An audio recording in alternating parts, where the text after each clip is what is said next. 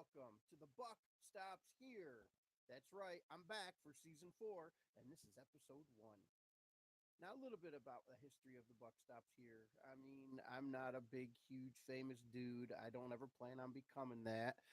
With your help, I can, but I'm just saying that's not my goal. I'm here to have some fun. My name is Greg Buck Dietzen, aka The Buckster, and we can just refer to me as The Buckster from here on out. And this is my show. So I'm just here to not be an expert. I just want to share and feel what I think and what I think I know about the WWE and the NFL. We can get into Major League Baseball a little bit. And as we get back into the new hockey season, because we're in the middle of the playoffs, we can talk all sports. I'm only going to have some facts on my show and thus research that I'm going to do and make sure that I have enough information to give you those facts. But really, my show is here just for my conversation and what I think is going to happen in each of these respective, my apologies, shows. WWE, NFL, they are shows. Let's face it, they're professional athletes and they do what they do for our entertainment. And I just like to try and guess what's going to happen next. I like to figure out the NFL and see my knowledge. What do teams need? How are they going to draft? I think I'm pretty good at draft day. I may go live if I'm not busy on draft day and just follow the draft and give my predictions before they happen. Maybe get the draft somewhere in the corner. This is all stuff I got to learn. I'm not a techie guy. Any techie guys out there want to join my team and help me out? There's no pay, but hey, it's fun. Sorry, I get sidetracked pretty easy. I got my notes sitting right over here, and I just want to make sure I stay on track. I don't want to keep this too long, but I kind of want to make sure that, I get my information put in there. So back to what I was saying, this is what I think is going to happen. It's my breakdown on NFL teams, and if it's good or bad, it should be fun. It's going to be my talk about WWE and what I think they should do and what I think they are doing.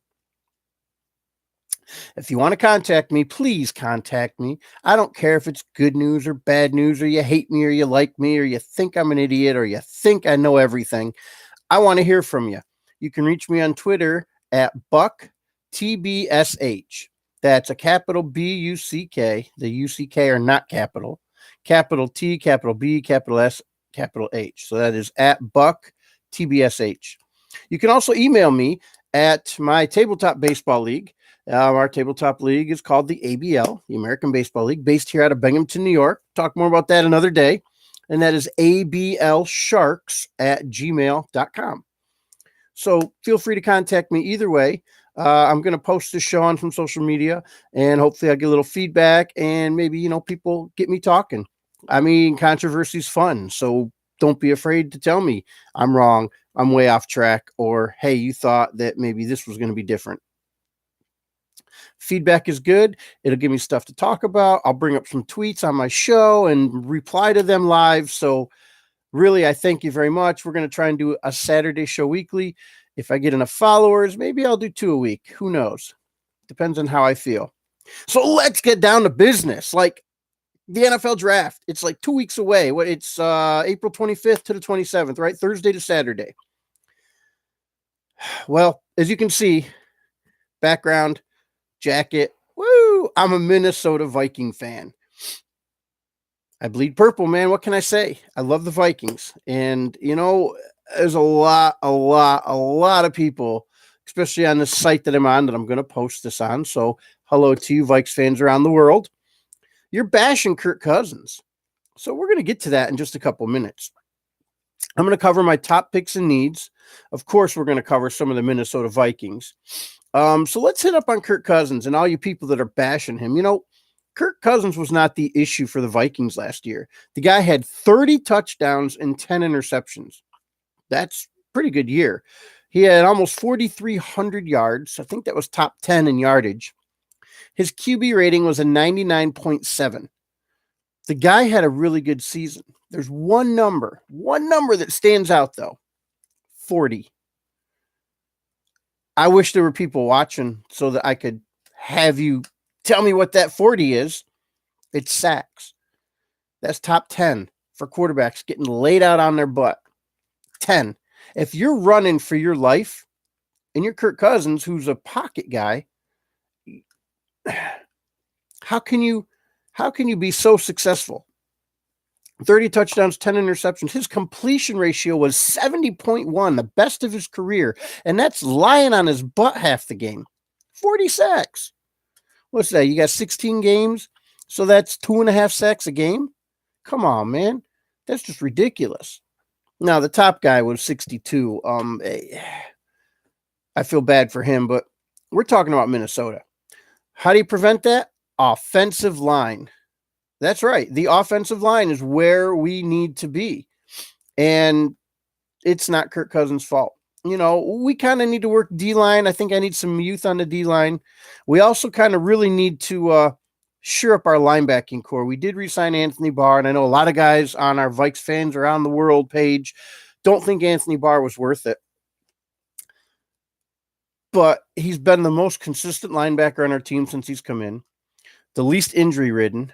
Kendricks is really good, but he's injury ridden, and I realize he's the leader of that defense. But we still need that other outside linebacker. We're missing one, either left or right, depending on where you want to put Barr. So that's really a way to go.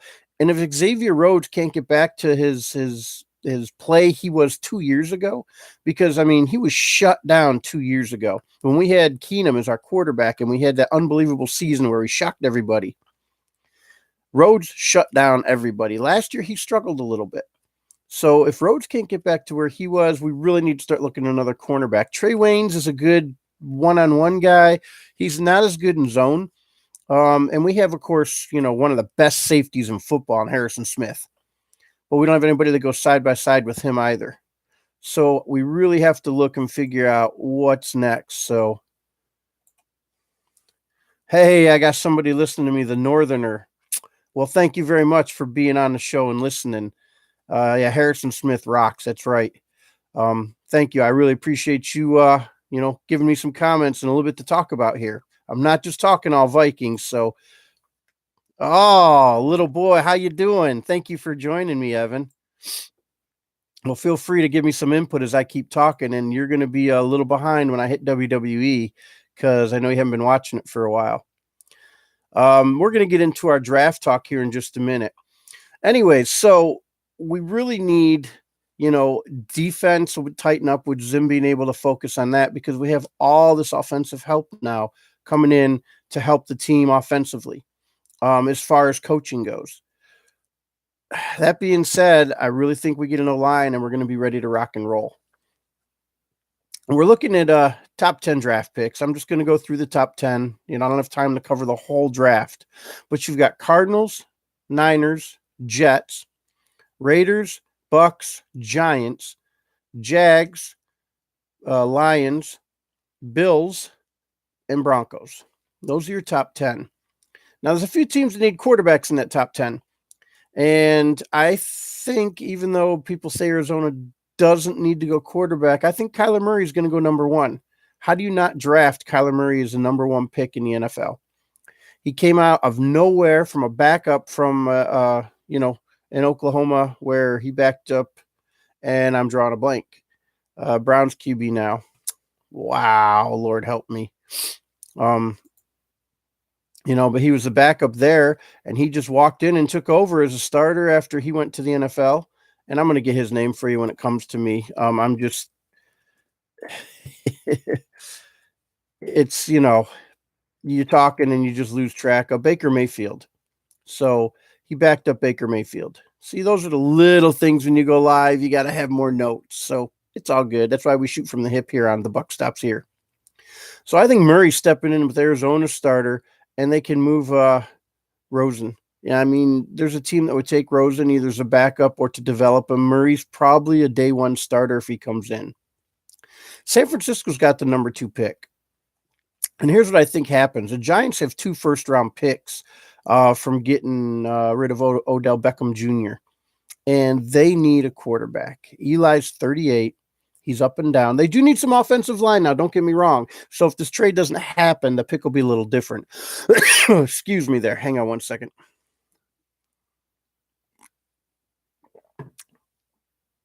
But I think the Niners are going to take the 2 picks, and the Giants are going to offer them, and they're going to get Haskins. There's their quarterback. Even if he doesn't start day one because of Eli, you know that in a year, Eli can step away and the Giants will have their starting quarterback, young running back, and Barkley. I mean, that really, really looks good.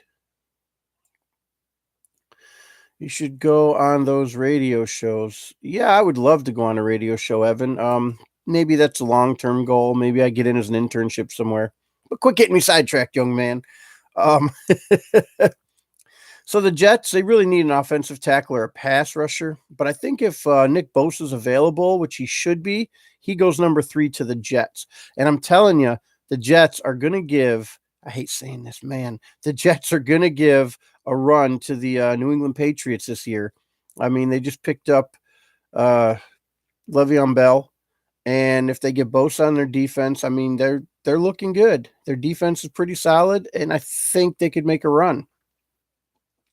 Oakland Raiders, you never know. You never know what's going to happen there. They really could use a defensive end, and Josh Allen should be available from Kentucky, but they could also grab Quinnen Williams from Alabama as a defensive tackle. So I'm just not sure what direction they'll go, but I'm going to say they're going to take Josh Allen. They need a solid pass rusher, and I think he's the guy. That would open up the Buccaneers to take Quinnen Williams on the 5th pick. You know, Oliver's also available out of Houston, but Bucks are going to need a quarterback, but they'll probably do that in the 2nd round, and I'll cover that in a little bit. Sorry about that. A little noise in the background there. The New York Giants were supposed to pick here, and if they take this pick and they don't trade up, then they would probably take Rashad Gary out of Michigan. But I think that, I'm sorry, I'm not even addressing that. The Niners are going to take Rashad Gary out of Michigan. If Allen is gone, and I think Josh Allen will be gone. And the Niners, they really need that end. So I think they're going to take Gary. Jacksonville. Now, they say in the draft and the mock drafts are saying they're going to go with Jonah Williams out of Alabama. He's an offensive tackle because, they're going to try Blake Bortles another year, but I don't think they're going to get a good veteran quarterback to fill the hole. They're going to need a rookie. I'm just not sure what they're going to do for a quarterback. If they draft a lineman,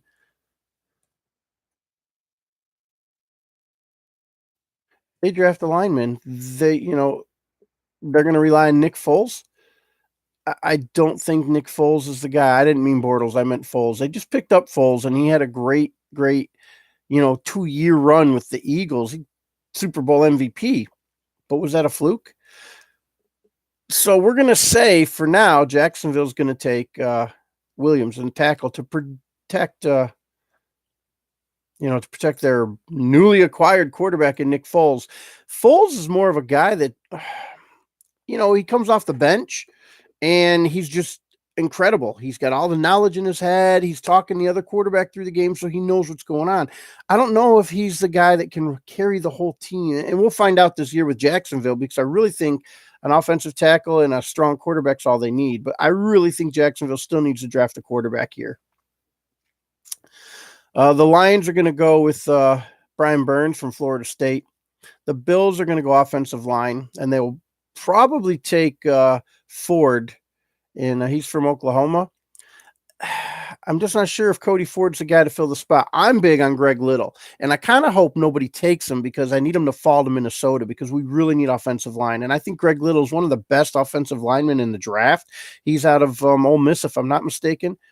But we'll see. It all depends. I just think, those SEC schools, they play NFL style football. So you take a guy like Little out of an NFL style team and put him on an NFL team, he's going to be more productive. That's why the Bama players are always so good in the NFL, or at least starters right away. They may not be elite, but they get to start right away simply because those are the guys that are already in NFL style offenses and defenses. And that's why the SEC is so good. And that's a conversation for another day. Okay. And finally, the Denver Broncos. I mean, they could be looking at Taylor from Florida or Little. They need offensive line as well. I also think Denver needs to look at a quarterback somewhere down the road. So let's hit Minnesota. We don't pick till number 18. I don't see us trading up in any way. We're real tight on cap room. We just re-signed Adam Thielen. Great re-signing, by the way. 4-year extension, $64 million. So we've got him locked up for the next 4 years of his career. And I'm telling you, this guy, walk on, didn't make the team, was practice squad his first year. Walk on, made the team, was a bench warmer the second year. Third year, he starts to get a starting position. And last year, he just tore it up, man. He's the number one receiver in Minnesota this year. Diggs, number 2. That's a good 1-2 punch. Best as anybody in the league. If you can protect our quarterback, it's going to be a big year. Dalvin Cook's going to come in 100% healthy. I don't know if Abdullah's the guy we want as the backup. We may need to draft a running back to be able to back up Cook, but you don't draft him in the first round. Most likely, we should get Greg Little. And I think he's the most underrated lineman. Again, NFL ready. So that's what we need from him. We could go with Andre Dillard out of Washington State if Little's not available. I don't know if Dillard's, I don't think he's as good as Little, but Little's projected to be farther down in the draft. So we'll see what the Vikings do. Here's my QBs. You're going to see Murray go number 1 to Arizona. You also have Locke, Haskins, Finley out of NC State, Greer out of West Virginia, Thorson, and we'll talk a little bit about him in a minute. Stidham out of Auburn, Browning, Jones, Patterson, Rippon, and I threw in my dark horse, Kyle Shermer. Shermer, familiar name, and I'll discuss that in a minute. I think your first 3 are pretty much a lock. Murray's going to go to Arizona. Locke is going to go to the Dolphins, and I think the Giants are going to end up with Haskins. Now, if the Giants don't trade up for Haskins, then they're going to go farther down the draft, and this Kyle Shermer young man, who is the son of the head coach. Wow, my brain is just freezing today. He's the son of the head coach of the Giants. I just think he would be a good fit to go to New York to sit behind Eli for a year if he can stretch 2 for 2 years. Shermer's not the kind of kid you want coming in to start. He plays for Vanderbilt, NFL ready, SEC, but Vanderbilt's not Bama, it's not Georgia, it's not Auburn. They're good. They're not great. He would need some, a little work. So, but those are my top 3 picks. Murray, Locke, and Haskins are going to go. And they could be in any order, but I really think Arizona's going to surprise everybody, even though I don't think they really will, and take Murray. I think Finley will go to Tampa Bay in the 2nd or 3rd round.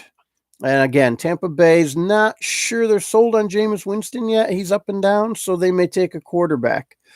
Pittsburgh's going to need a quarterback down the road, and I think a kid that they've been close to and scouted is Greer out of West Virginia. And I think they may take him in the 2nd or 3rd round. I would say 3rd round pick for Greer. Stidham, this guy. Now, if Jacksonville were smart, if he's available in the 2nd round when they pick, they would grab him right away. This kid fits right into the Jacksonville offense. He is the most NFL-ready quarterback, I think, of all these quarterbacks we're talking about. Locke is talented. Haskins is talented. Murray's only started 1 year in college, but he's pretty talented. But I think Stidham is the most NFL-ready quarterback. And I think the Jags would be stupid if they can't get him in the 2nd round to grab him. You've got Browning out of Washington. He's going to be a late round. He's probably a career backup, but with the right coach, he could flourish. And I'm thinking he may end up in Oakland. Oakland's still trying to salvage their quarterback. And, the same thing happened with, his brother is they come in and, they're on fire. And, I'm talking about the Carr brothers. And Derek had a good couple of seasons, and then he just kind of drifted off. And I'm just curious as to, do you draft somebody that you can develop maybe behind Carr and give Carr another year or 2 to try and stop his up and down? And I thought 2 years ago when he got hurt, he was becoming an elite guy, and I don't know if the injury messed him up or what. You've got Jones out of Duke. This kid should be a high pick as well, but here's the thing. He's not going to make it in the 1st round until pick number 32, and the New England Patriots are going to grab this kid and sit him behind Brady for at least a year, if not 2, and they're going to be right where they were. as long as Belichick stays in New England, this Jones kid, he's a sleeper, man, coming out of Duke. He goes in New England and he takes over for Brady, and it's just a smooth transition when Brady retires. Quote me on that. It's going to happen. Green Bay says they're looking for a backup eventually, and Patterson out of Michigan fits their style. And then you got two kids that not a lot of people have talked about. You've got Brett Rippon, and he is the nephew of Washington Redskins Super Bowl quarterback Mark Rippon. He plays at Boise State. And Washington, they got to figure something out for a quarterback. I don't think they're going hardcore with any of these top guys, but you don't know if Alex Smith is ever coming back. So if they don't pick a quarterback early, they'll take Rippon in the third or fourth round, and they'll turn him into what they need. Now, you could see Washington step up and grab a Locke or a Haskins, or if Murray doesn't go in the first round, they could definitely take Kyler Murray. So those are options, and again, you never know what teams are really thinking. You just know what their needs are, but sometimes they just go for the best available player. Before I leave the NFL, now, this is really, I want y'all to listen to this because Kyle Shurmur, okay? He is the son of Shurmur, who is the Giants head coach. And here's the thing that you need to know. Shurmur's real big on his kid, but anybody would be. You know what I mean? You don't know what Pat's thinking. But here's the thing. Kyle is a projected to be a late round or a free agent pickup, an undrafted free agent. The Giants grab him in the 6th round. If they don't get a quarterback early because maybe they want to go with some, offensive line, which they do really need, you pick up Sherman in the 5th or 6th round and sit him behind Eli in New York. The kid is an NFL system right now. His dad has helped teach him where he's at. Imagine Pat Shurmur coaching Kyle Shurmur and getting him to be a starter in the NFL. I think it would work. You got the father-son thing. You've got good offensive coordinator. I think Kyle Shurmur would be a great pick. And you've got Eli Manning, who is up and down, but that's because of his offensive line. They don't have a lot of receivers, so the Giants need to think receiver. So if you go Shurmur in the 5th or 6th, you've got rounds 2 through 5 to find a good receiver or two and maybe make a trade here or there to get one. So, you've got people like A.J. Green, who may be on the trade block from Cincinnati. You pick up a Green, you got a guy to throw the ball to. But if there's no trade up for the Giants, Shurmur will go with them late in the draft. But I think New England, New Orleans, Denver, they could all grab this kid as a protege to whoever they have starting. Now, Denver doesn't really have a guy that can teach a protege, but New Orleans, they have one. Some guy named Drew Brees, you might have heard of him. Minnesota, Kirk Cousins, we've only got him for 2 more years. Pick up a Shurmur late in the draft and see what he can do. Maybe, just maybe that's the guy that's going to take over your team. And I could see New England grabbing him as well. Again, they don't pick up, they don't go and pick up their guy in Jones in the 1st round. They wait till the 5th or 6th round and grab a Shurmur and put him behind Brady and put him with Belichick. I think it could probably make me a good quarterback. That's all I got in the NFL, guys. That's my NFL talk. I'm looking forward to the draft, and as I watch and read, there may be some changes on that. Need a quick drink break here. Are you still with me, Evan? You are.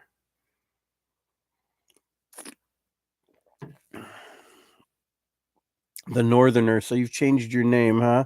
How do you think the Jets will come out at the Patriots? What do you mean? I think the Jets' offense and defense are going to speak for themselves, and they're going to give the Patriots a division rival. They're going to play twice a year. So I really think that the Jets can give the Patriots a good run. You got a bright young quarterback in Sam Darnold, and he's just, he's got the it factor. And if they draft right on defense, the key to beating Brady is putting him on his butt. You get a good pass rusher, you're going to take him out. You want to hear about the Rams? The Rams are going to be the team to beat in the NFC this year. People are talking Bears, Saints. I think the Bears season was a fluke. That's my opinion, probably because I wear purple and gold. Vikings are going to win their division, but I think the Rams are the team to beat in the NFC. They haven't lost anything. You're going to have a healthy Gurley. I mean, you've got receivers to throw the ball to. You've got a super strong defense, one of the brightest, youngest coaches in the league. And I mean, you have this quarterback that, he's pretty good. You know who I'm talking about, Evan. But the Rams, they're Super Bowl contenders. So what's JG?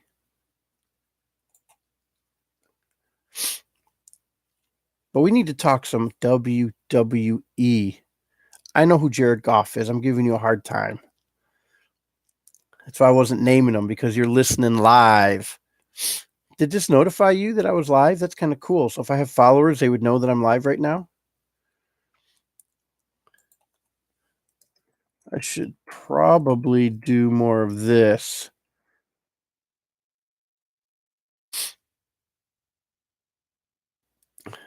I should probably message you more on this so I can do my show. Let's get back to the business here. So WWE. I think I want to talk title holders first. So WrestleMania was huge. It's really cool last night because I was out having a beer, getting some wings at a local place called Beer 30. Great place, man. If you're local in Binghamton, Beer 30 is a phenomenal place. This is one of my plugs, okay? Got to do a little advertising, maybe try and get some, backup on my show here.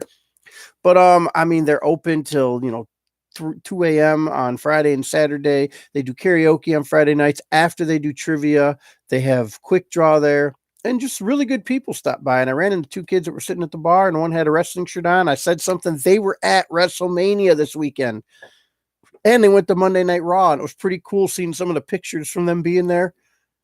So you just got to talk. You meet people and you find stuff out. It was really cool.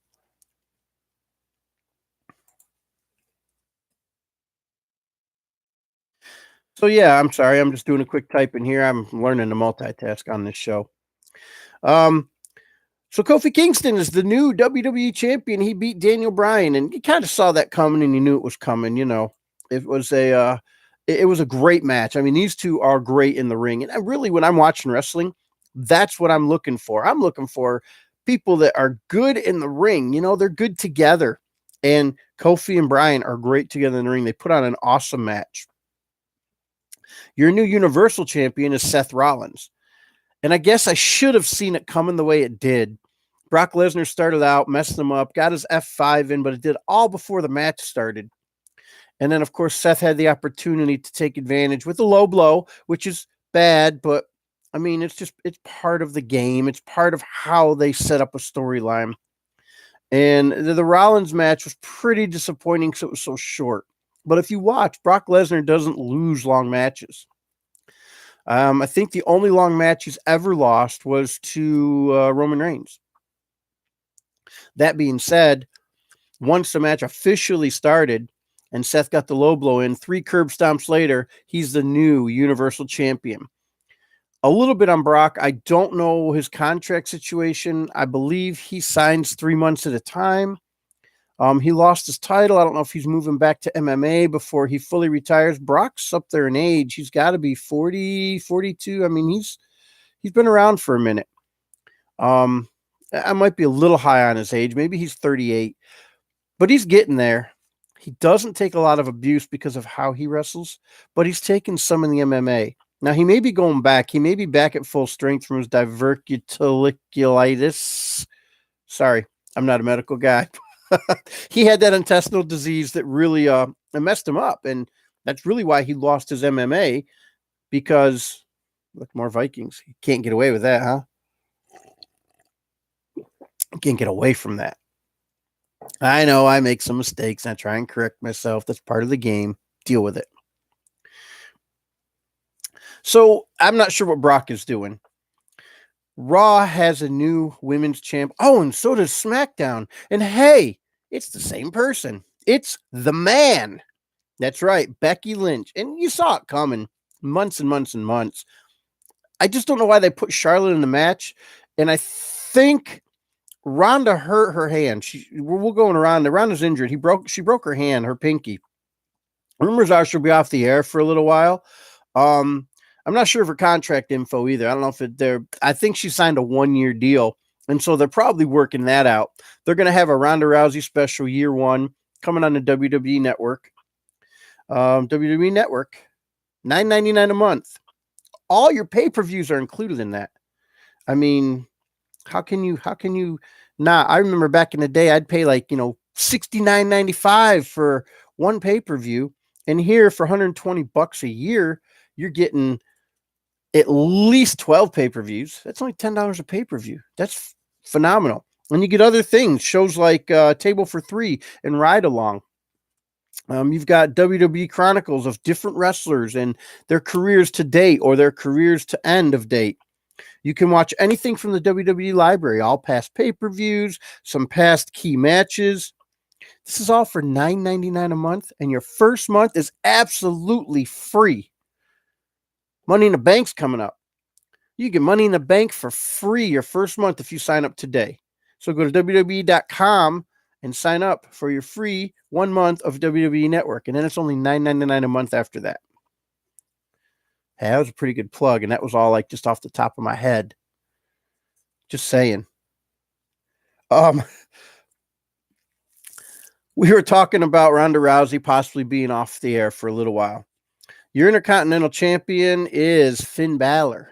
Now, who's Finn going to battle for that belt next? Well, we have to wait for the superstar shakeup to come before we can decide all that. You've got Samoa Joe as the U.S. champ, and I kind of got an idea for that and who could go against him for that and be a quick title shot for that person. Your new Cruiserweight champion is Tony Nese, and that was a really good match. Tony Nese went against Buddy. Forgot your name. You're not a champion anymore. Too bad for you, huh, buddy? But it was a great match. And Joe won. Wow. Tony Nese won. And I mean, it was just the match was great. They're both high flyers, but they're also two of the strongest cruiserweights there are. So it was an incredible match. Here's a shocker, but I called it at WrestleMania, and my buddy Coop can verify. Ryder and Hawkins are the new Raw Tag Team Champions. And first of all, that's Hawkins' first win in like 10 billion matches, okay? I mean, they put him on this horrible losing streak. He teamed up with Ryder. I don't think they're going to hold the belts for long, but I mean, I don't know what they're going to throw at him. I'm trying to think, do you give the Revival a rematch? I think the Revival might be a little perturbed with WWE. They didn't get the title matches they thought they should have, and then they didn't get to hold the titles very long. And they may be on their way out, maybe back to the Indies or over to Japan, or maybe just taking a break. There's really not much else going on that I don't know. So I'm not sure who's going to go against Ryder and Hawkins. Again, the superstar shakeup is going to decide some of this. Your SmackDown tag champs are the Hardy Boys. They'll hold those for a little while. I think they were probably going to have the New Day, but Big E with that injury could affect the whole New Day thing. We'll discuss that in a few minutes. The Iconics have the Women's Championship. That will not last long. I'll tell you why. Johnny Gargano, Johnny Wrestling, the NXT champ. And you saw Ciampa come out. Tommaso Ciampa came out and congratulated him. So I still see both of them when Ciampa's healthy moving up to WWE, main roster together. Right now, the Velveteen Dream has a North American Championship. That was an incredible match. Him and the Bro were just, I mean, I that was one of the best matches I watched all weekend. That was on Friday. Shayna Baszler, still the women's champ. I kind of feel her like I did Rousey. She's getting better in the ring. She's getting better with wrestling moves, but she's still mostly MMA stuff. And if I wanted MMA, I'd watch MMA. I'm watching wrestling. I want to see them wrestle. I want to see good wrestling moves. I want to see good counters. I don't want to just see, I'm going to kick your ass. Excuse the language. Excuse the language. I'm on YouTube. I can say what I want. I don't want to just say I'm going to come in and kick your ass by punching you and tapping you out. I want to see some wrestling moves. And Shayna Baszler just doesn't have them yet. The War Raiders. Oh my gosh. The best tag team match I think I have seen in years. These guys are like, 300 pounders each, and they're doing cartwheels and backflips off the turnbuckle and like copying Ricochet and Aleister Black. And that was probably one of the best. And then Ricochet picks his 300 pounder up and, throws him over his head. Like I was just so impressed with the diversity of both tag teams. The War Raiders won. They bowed each other out afterwards. It was a great match. And I'm going to have to tell you, the two most worked superstars in the whole WB NXT, Aleister Black and Ricochet. They are just phenomenal. It's good to have them on the main roster, and we'll talk a little bit about what they're going to do here in a minute. Walter is now the UK championship. He beat Pete Dunne. That was a good match. Walter's one of those just big bruiser type of guys. I really think he needs to work on some wrestling skills. So they need to put him in the ring with some more technical guys, but I think he could be good. Toni Storm, I don't know much about her. I've seen a couple matches. She's really good in the ring. She's held the women's UK title since it came out. And I just don't see anybody running for it right now. I'm not too much into the UK scene yet. I'm working on it. So give me some time and I'll have more info on that. And the UK tag champs, Drake and Gibson, know nothing about them. I've got nothing. Sorry. That's just where I'm at. Well, we're getting to the end of my show here. I'm trying to keep it a decent time frame. So just, bear with me. We are almost done. And I just want to say I appreciate you watching. I appreciate you listening. Please like, comment, let me know you're out there. Tell me what you want me to talk about. I'm just trying to have fun here. And I enjoy being on here. I just enjoy being a ham. I might say some stupid things, but it happens. So Big E tore his meniscus, and they're saying he'll be out about 6 weeks. I don't think that's too bad for torn meniscus. So he didn't completely tear it, apparently. But here's a quote Big E gave, I think it was Tuesday night. Making mincemeat of my meniscus. Crossbody, cook the cartilage. Bye for a bit. So is that bye for the New Day? What's going to happen with the New Day? I really thought they were going to get tag shots at the Hardys. Probably Cesaro and Sheamus are going to get that. I know Sheamus is close to his last year. He talked about retirement at the beginning of last year. This starts the new wrestling year right after WrestleMania. Cesaro can handle singles on his own. He could, be an Intercontinental champion, maybe a world champion. He's good enough in the ring. He's power, but I think he needs a few more moves just to, impress the powers that be and the fans, of course. But I really think the New Day is going to get broken up, and I think Big E's going to go heel and get some title runs. I think he's ready. He's improved in the ring. When he first came in as Ziggler's muscle, that's what he was. He was muscle. He had limited moves. He does a lot more moves now, and I think Big E breaking up the New Day, and I think his injury is a perfect time that hang out with the New Day, be outside the ring when Kofi wrestles, maybe start feeling a little jealousy. I'm frustrated. Kofi's out there wrestling. I'm just standing off to the side. I can't really help because of my knee injury. And then him and Xavier are celebrating together. And again, I'm not part of that. And now I feel like maybe my brothers are betraying me a little. Kind of take it like a Dean Ambrose did with the Shield thing and have Big E come out and maybe he attacks Kofi and goes after Kofi's belt. Now that would be interesting. That might be a good way to go. Again, this is just my thought. This is what I might do. If you want to push Big E when he comes back as a heel, just have him attack Kofi right away. Have him interfere with a Kofi match. And maybe Kofi keeps his belt against somebody like a Samoa Joe or a Drew McIntyre because Big E interferes. So Joe or McIntyre, I think Joe's going to Raw. But I think McIntyre's coming to SmackDown. The other thing is I see McIntyre possibly making a face turn, but we'll talk about that in a minute. Let's finish talking about Big E. So Big E gets jealous. He comes back. He's healthy. He goes right after Kofi. And at SummerSlam, takes Kofi's belt. Kofi had a good reign. Big E gets in, gets his title run. Just thought. And then it kind of puts Xavier in a title picture as well, because Xavier can be like, how did you turn on us, brother? And, I think Kofi's getting ready for retirement, and this push was just his final thank you for everything you've done, Kofi. You're an amazing wrestler. You're an amazing athlete, and we owe this to you. and he's not going to hold it long. That's my opinion. Does he deserve to? Probably, but he's not gonna. So let's talk some shakeup in titles. I think Drew McIntyre is coming over to SmackDown. I think your Intercontinental Champ and your United States Champ are going to swap brands. So Joe's going to go over to Raw. Finn's going to come over to SmackDown. And that's another title you might see Big E go after is Balor's. Lars Sullivan's going to end up on Raw because if you're pulling McIntyre off of Raw, you need to put a big muscle dude on there. And I'm going to tell you, Sullivan is supposed to be the Brock replacement in my head. He's younger. And this guy, for 300-pound dude, 6'3", is athletic. You see a 6'3", 300-pound guy climbing up on the top ropes doing backflips? Come on.